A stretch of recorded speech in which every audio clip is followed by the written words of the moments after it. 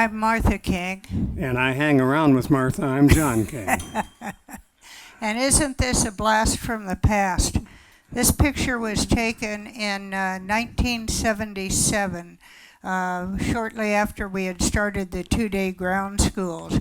And it represents basically what idiots we were as far as aviation and being in love with flying. We've had a lifetime passion about aviation and people who fly, and but we've always had, as you can see from that honking, that's a Cessna 340 in case you can't tell from that angle, about airplanes. And usually we've had just a little bit more airplane than we could really afford to own and fly. But in this case, we couldn't quite afford a Cessna 340, and it's what we think we look like today.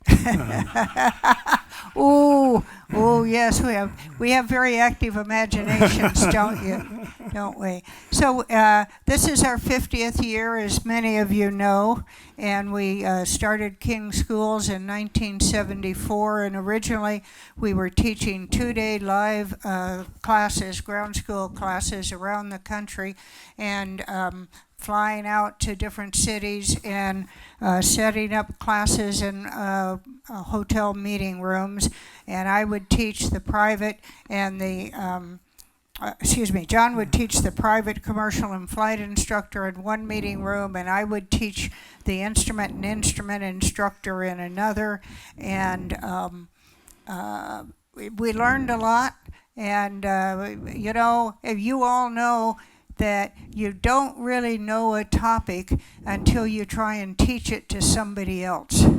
And then you find out how little you actually know about that topic because of the questions that come up and so on. So we flew that Cessna 340 around for 10 years on our ground school classes, but it doesn't matter what you're flying. There comes a day when it's too slow. It doesn't fly high enough. It doesn't fly far enough.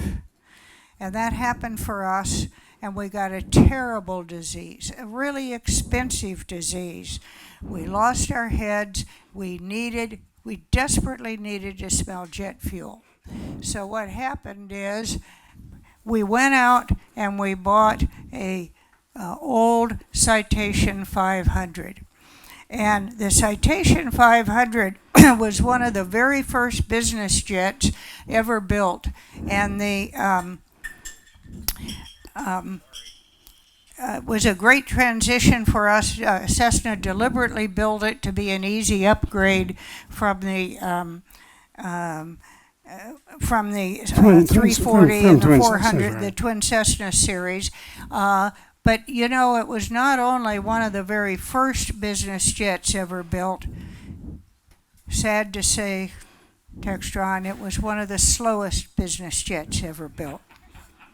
And we had all sorts of horrible nicknames that they slapped on us when we were flying. They called us a slowtation. They called us a mutation.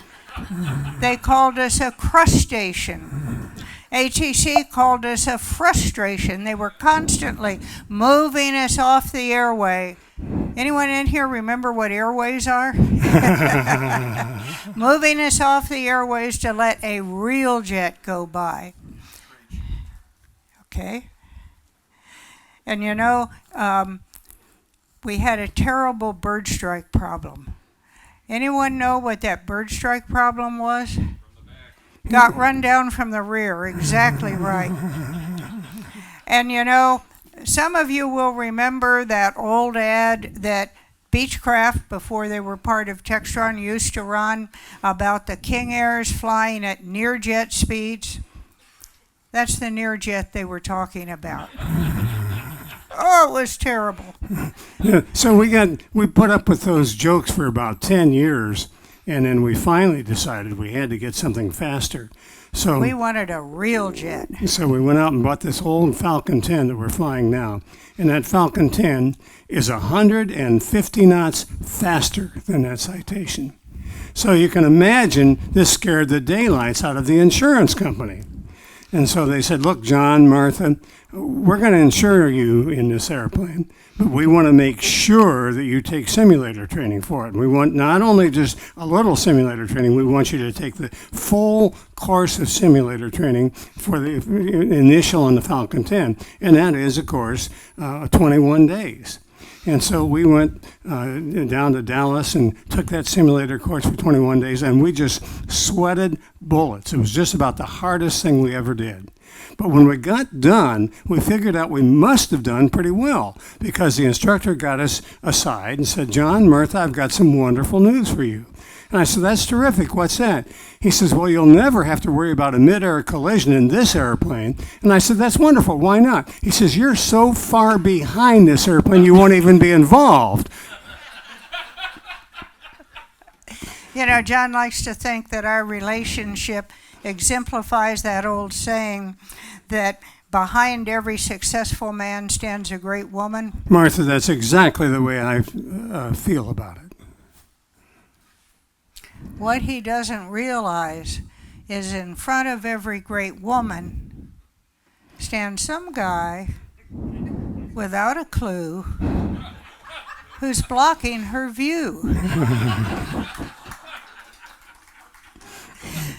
Well, let's talk this morning about your winning strategy, play with TNT. And that sounds dangerous, doesn't it? And in a sense it is, because it gives you enormous power. And we're going to talk about the surprising connection through that between entrepreneurship and safety. And we consider all of you entrepreneurs because you are creating aviation businesses, and whether you own your own or you work for somebody else, you have an entrepreneurial mindset, or you wouldn't be on a crazy cruise like this one. Now, Martha and I have two big passions. One of them is aviation, and the other is entrepreneurship. And we've been in the same business for 50 years, and I'm not gotten tired of it, and we love what we're doing. But history is full of entrepreneurs who have shaped the world. And entrepreneurs can just change everything. How many people in here have a cell phone? All right.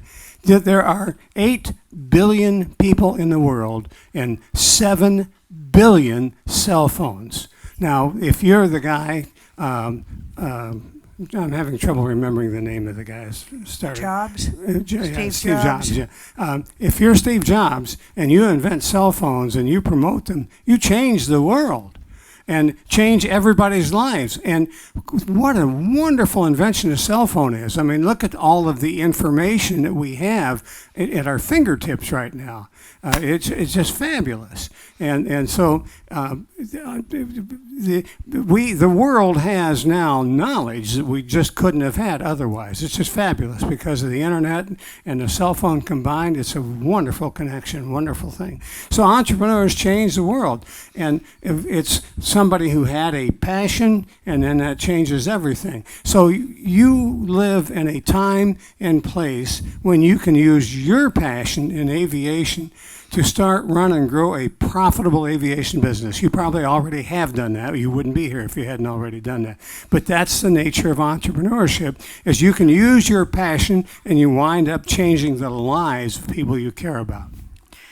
Because entrepreneurship allows you to improve your life and to make a positive influence on the aviation community and improve the lives of everybody you come in contact with. That's why we think entrepreneurship is so important, and we hope that you feel that same way about it. But what does entrepreneurship have to do with safety? Well, the whole idea is that a profitable business generates cash which you can use to create a product or service that you could sell profitably. And being profitable makes any aviation business safety. And why? You all know this. Safety costs money. A business has to be profitable in order to be able to afford good risk management. An unprofitable business is obviously going to be short on cash. There are some expenses that just have to be paid when you're in business or you're going to be shut down right away. Wages, aircraft fuel and leases, your utilities and rent. Those are not only important but urgent. And the problem is if you're short on cash, risk management programs are often deferred. We all consider them important, but often we think that they're not urgent, when actually having a good risk management program can save us a lot of money. So we're going to talk about how to create and run a profitable business, and a lot of what we're talking about this morning are tips and lessons from our book Lift, How to Start, Run, and Grow Your Own Successful Business.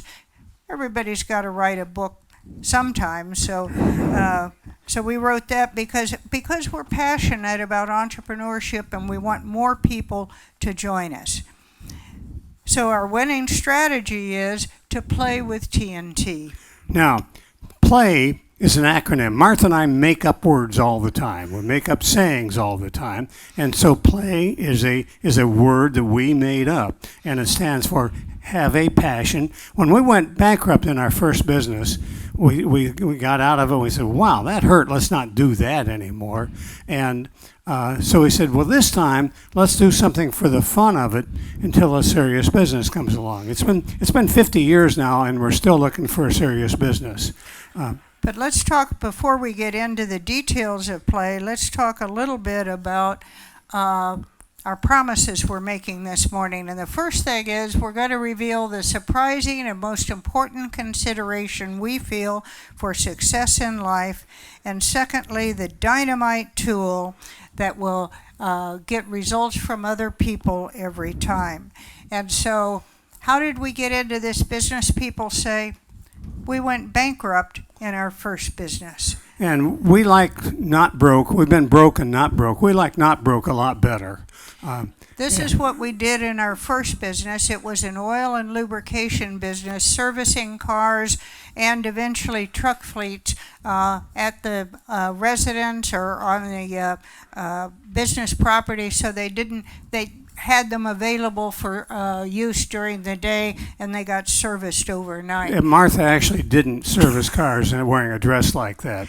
But it was a reporter showed up and said, we want an action picture, and that was what I was wearing, thinking silly that you dress up for a newspaper interview, and so it got interesting. The problem with that business is that we didn't like it. It was handy. John's parents had been in the fuel oil distributorship and gas station business. It was handy. It was something he knew. But his heart wasn't in it. And, if your heart isn't in something, you just don't stick with it when you hit hard times. And we hit hard times. The 1972 oil embargo came along, and we had the business went bankrupt for a number of reasons, but in large part because we were very young when we started the business and we didn't structure it properly. And so we didn't have the right business protections when hard times came along. And one of the lessons that we learned from that and try to pass along to people is that failure is wasted if you don't take responsibility for it. If you don't look at it and try and learn from it and figure out what you did wrong and what you can fix about that. So in retrospect, looking back at why we went bankrupt, when things got tough, we began to wish we weren't in the business anymore. We didn't like the business. We wanted out of the business. Well, that's no frame of mind to be successful in. And so we decided that was our problem. We didn't have a passion for the business. Well, we do have a passion for this one. And we've had hard times. Everybody has hard times. In 50 years, you're going to have hard times. But we persisted through the hard times because we have a passion for it. We don't want out of this business. We want to stay in this business. And go ahead. When we went bankrupt in the fuel and oil business, we said, okay, let's just do something for the fun of it for a while and wait until a serious business comes along. It's been 50 years and we're still waiting for a serious business. And that's when we started doing the 2-day ground schools, and we started out, as I said, doing live classrooms, and then we graduated to video, and then went on the online and so on. So the market we were reaching primarily was people in the western part of the U.S. who lived in areas that were relatively rural with no great population centers. And if somebody wanted to do a ground school, like let's say Montana, they might have to drive 100 miles each way from their ranch into Billings, Montana, 8 nights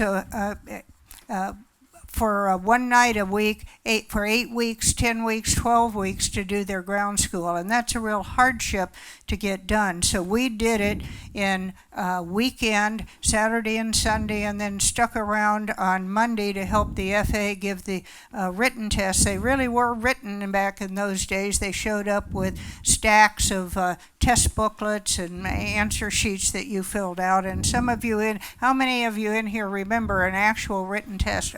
Uh-oh, we got a lot These of are really people. old people here, Martha. Right.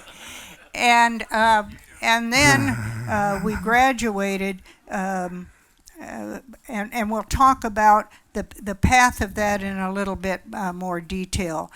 But we structured it so that we could fly ourselves around the country to the classes, because that's what we had a passion for. And we decided that the way you succeed, the way we succeeded, is to find a contribution that others will reward you for. And we had that very special niche in particularly semi-rural areas where people really needed the service, but there wasn't enough population aggregation that they were it was really good for them to take their ground schools. So we would do a mailing to people, we'll say within a 300-mile radius of Fargo or Grand Forks or Billings, Montana, and set up a ground school in meeting rooms of a hotel, and then people would drive in once for it. And we promised them that we would get past their knowledge test in 1 weekend. So on Friday, we would arrive there, set up the class. Excuse me. Saturday and Sunday, we would teach the ground school and then give the test in a meeting room on Monday.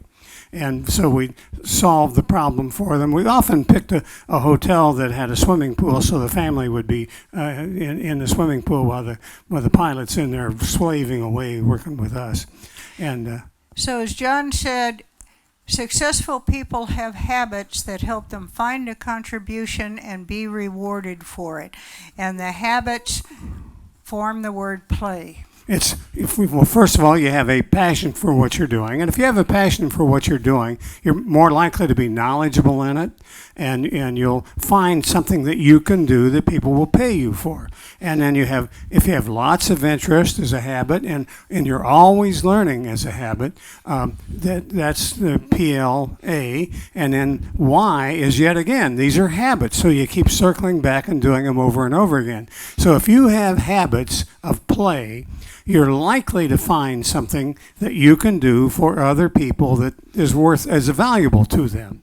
So having a knowledge of the business that you're going to be involved in will help you find something that people will reward you for. And that's what we had done, and that's what worked. And so we did these mailers. We had we got knowledgeable on how to do direct mail, and that worked for it. And people showed up, and we had the knowledge of the ground school. An analogy we like to use is that life is like a game of Scrabble. In the board game of Scrabble, how many people in here have played Scrabble? Oh, a whole bunch. So again, these are old people. Yes.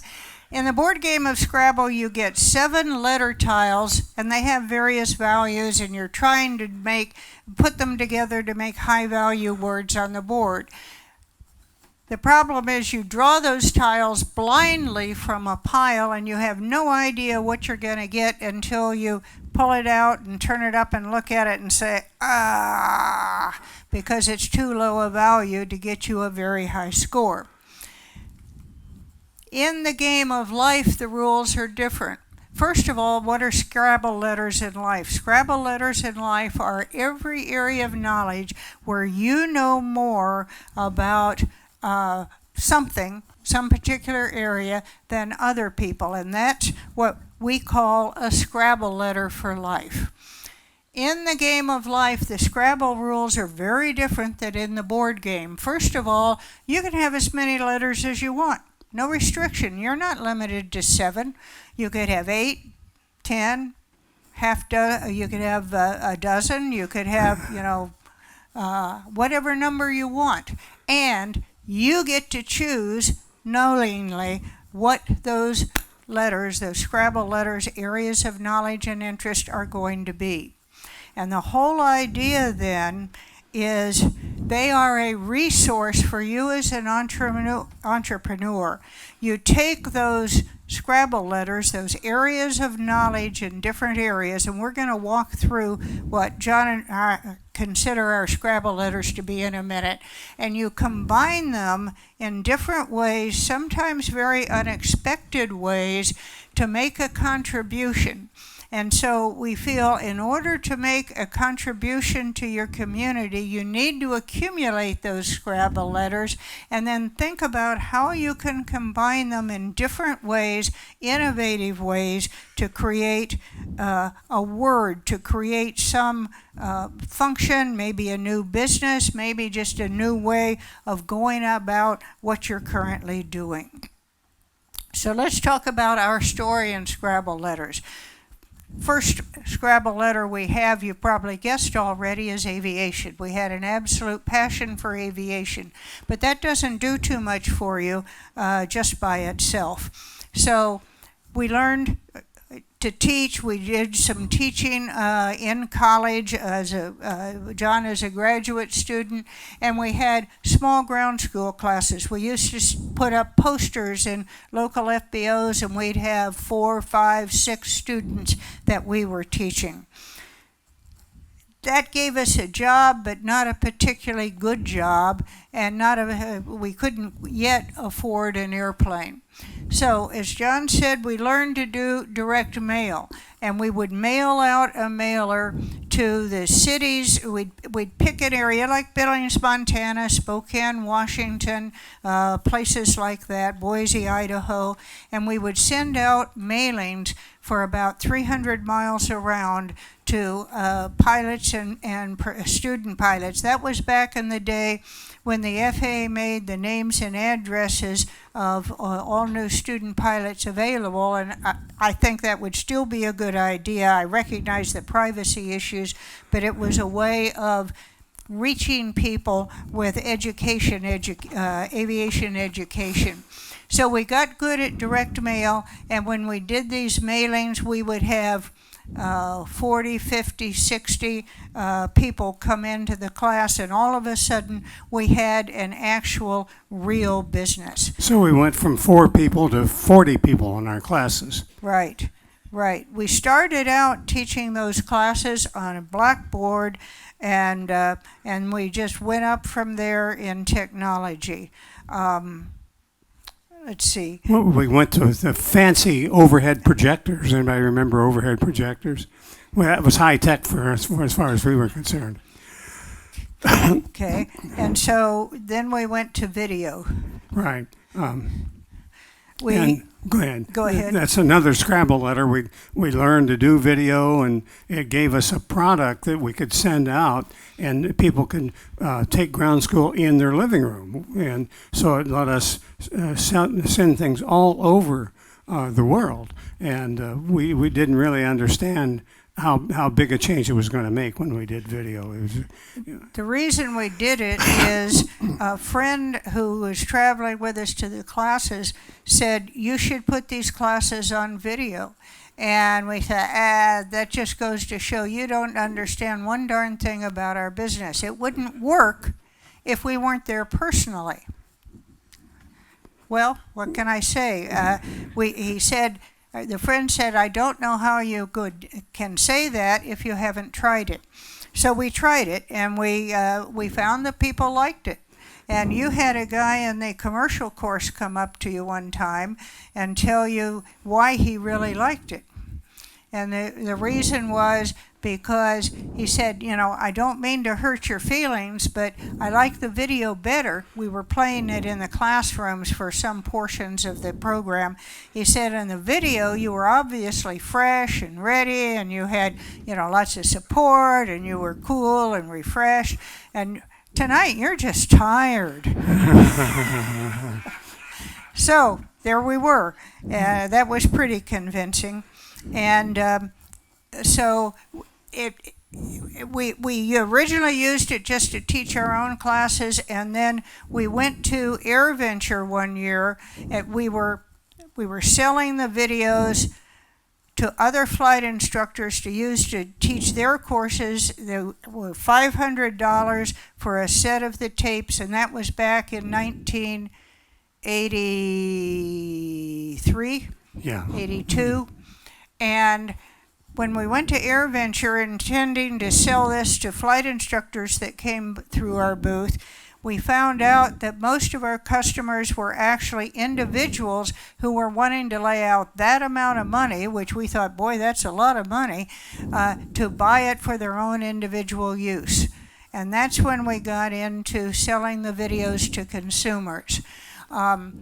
We got our own TV studio, the wall behind John. Now it's in the studio, it's green, but this was chroma key, the same technology that the weatherman or woman uses when they're giving you the weather and they're walking around in front of the weather map. And we could actually be on screen pointing out details about airports and terrain. We could have video behind us. We could have animations, whatever we wanted to have behind us.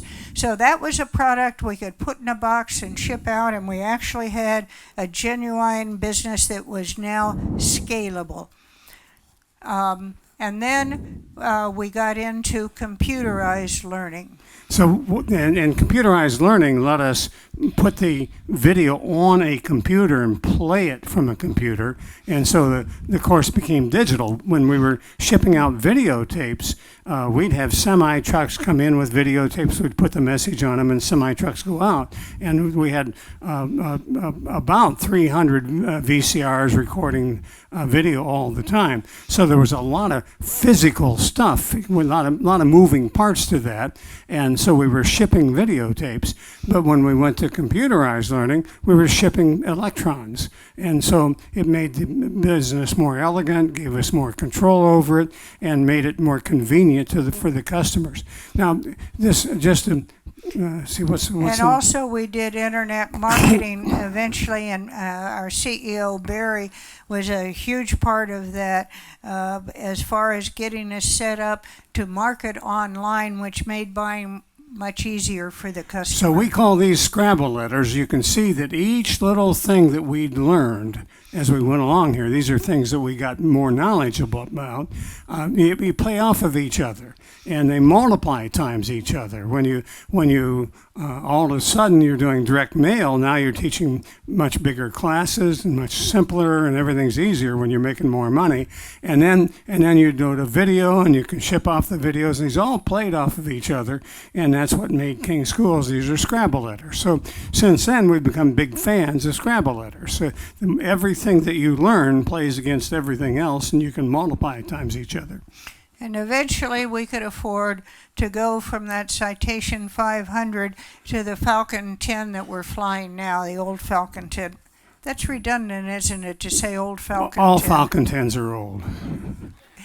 But basically, we've thought a lot. You can hear it from what we've already said about why we were successful in this business and not the one we went bankrupt in. And we feel that the answer was passion. It's fun, and it's passion, and it's the kind of fun that we all had yesterday evening, but also Tuesday, particularly with Bob and his bunch, with Judge Martha, can't trespass on their trademark here, Judge Martha's courtroom, and a fun way to learn the kinds of thing that we need to know. So we're about to go to the next step on this talk, and what we're saying is you should play with TNT. Well, we've established the play part, and it's by having these habits, you get Scrabble letters, and Scrabble letters give you knowledge and so on. You can play them against each other. Now, let's talk about TNT. And TNT is, Martha and I make stuff up all the time, trust, need, and triumph for the solution. The first T is to get anything done with anybody, they've got to trust you. And so you want to be trustworthy, and you trust someone whom you believe has your interest at heart. You trust someone that you believe respects you, and you trust someone that you believe is predictable and that you believe plays by fair rules. So we're saying this is how you become trustworthy. And so if that applies for businesses as well as for people. Oh, in life, everything is based on trust. And so we're saying that you need to establish the first T, and then the next, at the end, is needs. The way you get ahead is you take care of the needs of everyone you're working with. And you know what we're all thinking about? Right now you're sitting here thinking, well, what's in this for me? Why are we doing this? Well, we call that your WIFM. And so if you're an entrepreneur, you have the habit of thinking of other people's WIFM. And so one of the things we try and do at King Schools is that we try and be what we call an other-centered organization. If you get a letter from us, you'll find out the first word in the letter is always you, because one of our rules is whenever we write a letter, the first word in it has to be you. And people find that confusing, but why would you write someone a letter if it wasn't about them? So what we have to do is we sit down and think, how can I make this whole thing all about them? And you start it off with you. And sometimes you have to kind of twist it around to get it started with you, but that's our rule. And even if we're writing a letter to intra company, and we're talking to each other, we start our letters with our emails and so on with you.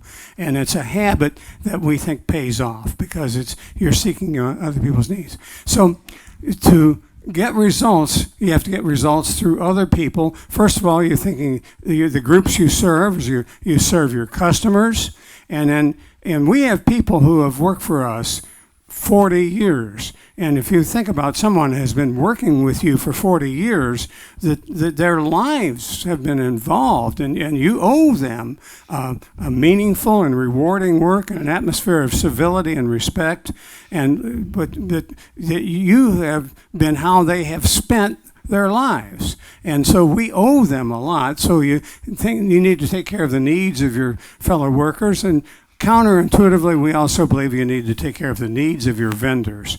And we have found that really pays off. We had a printer one time who had a fire, and we used, when we did all these direct mail pieces, we had a printer. We were keeping pretty busy doing our direct mail pieces, and he had this fire. And Martha and I went down there and paid him for about the next 6 months of our direct mail pieces. And he could therefore recover from the fire and get rebuilt and so on. And he was really, really appreciative of it. He was up against the wall and hadn't seen his way forward out of it. And going down there and doing that for him, we were going to spend the money anyway. We were going to do more to the pieces. So we just sent them and paid for them in advance.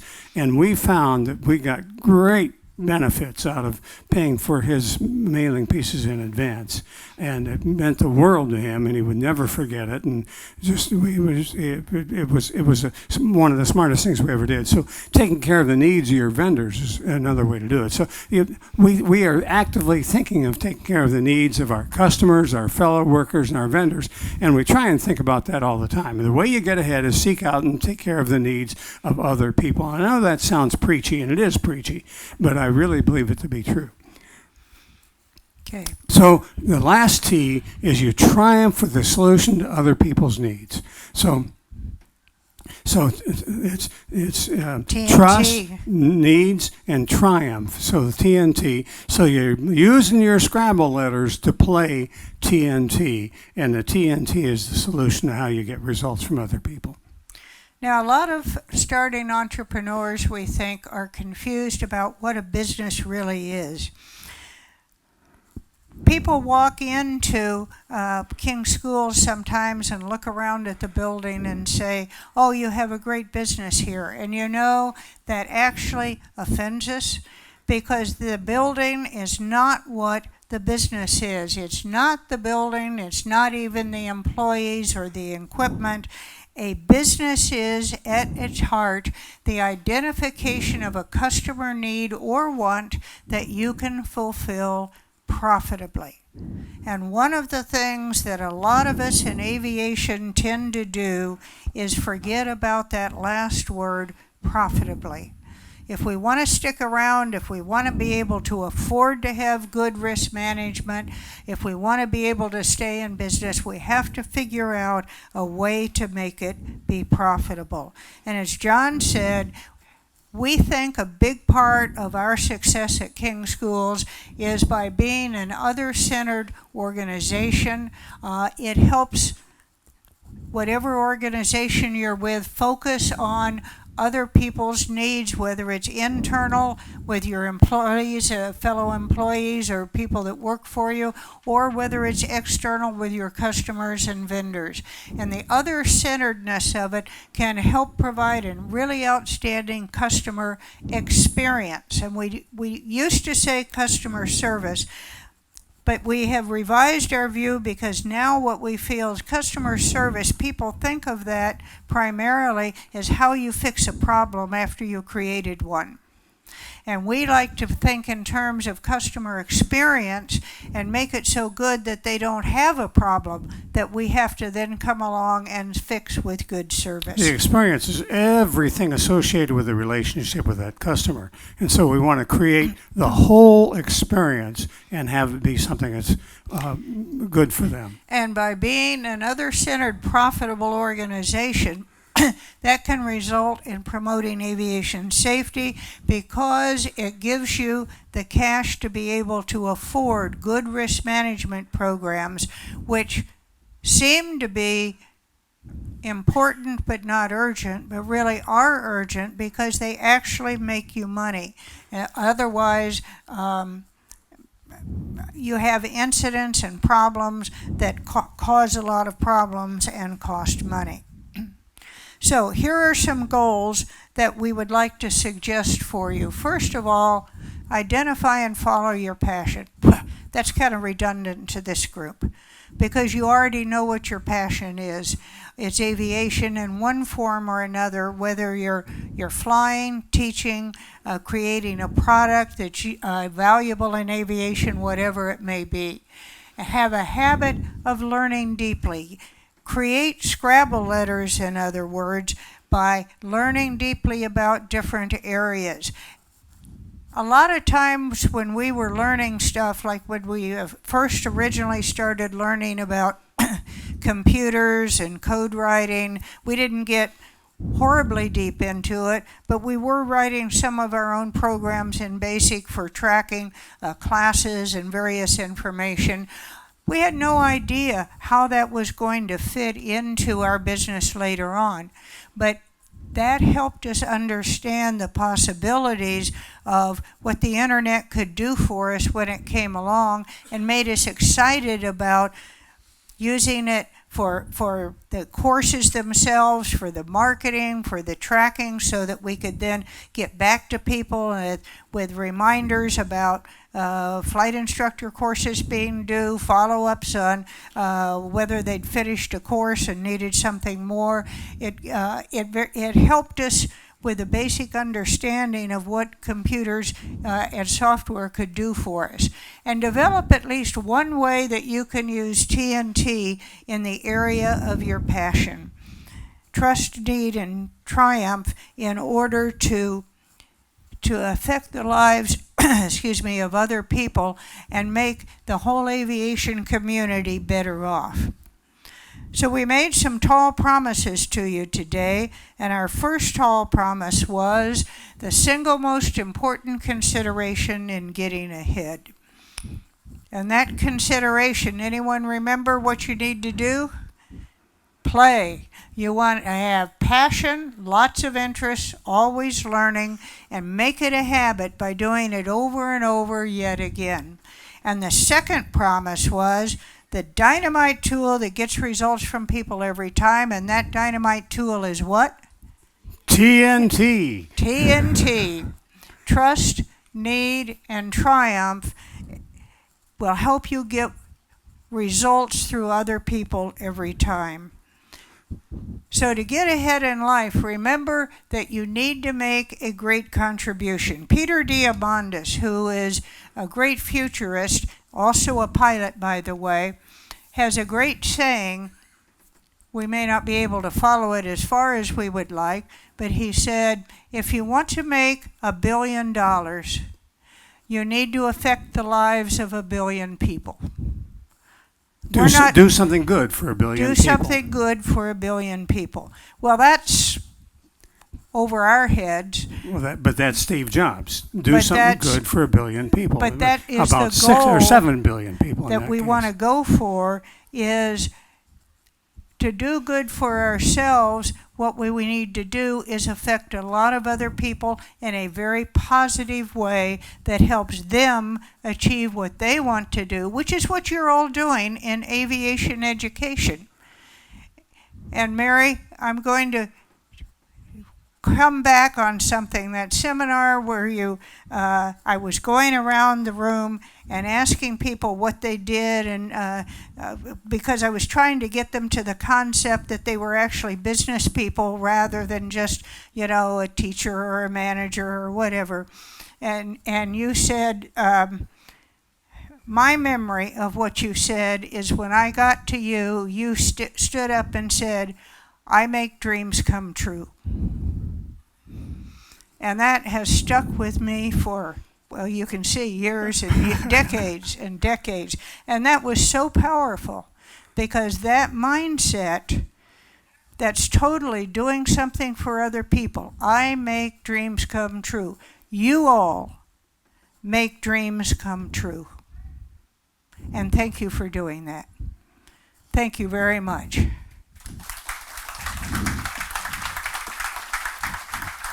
Does anybody have any questions or want to argue with something Martha might have said?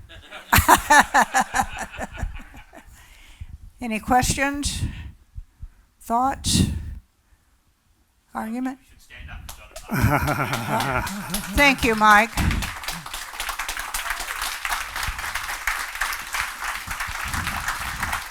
Just another little story. I'm making this up, but one time we're in line and we're at a hotel where people are checking into the class, and there's a big long line of people, and Martha and I are working through at the table, and some guy comes up to me and he whispers in my ear, and he says, this is registering people for one of our live ground school courses, and he says, who's going to be teaching the instrument course?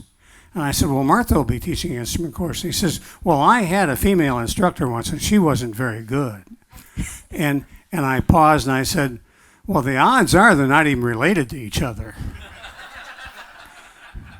And so I'll tell you what I'll do. Why don't you pay your money, and if you attend the class, and at the noon of the first day, it's a 2-day class, noon of the first day, you come to me, and if you want your money back, you want to leave the class, you can do that, and you'll get your money. And you'll get your money back, and you'll have had a quarter of the class for free. So at noon of the first day, he came to me, and he says, no, you can keep my money. I want to stay. And he says, she's fantastic. And I'm sorry I ever mentioned it. And so I've remembered that ever since. Martha just doesn't take that stuff. She just does her job. It doesn't bother her. She just does what she needs to do. And I want to make it clear right now, she's only a little bit better pilot and instructor than I am. Thank you all very much. And thank you, John.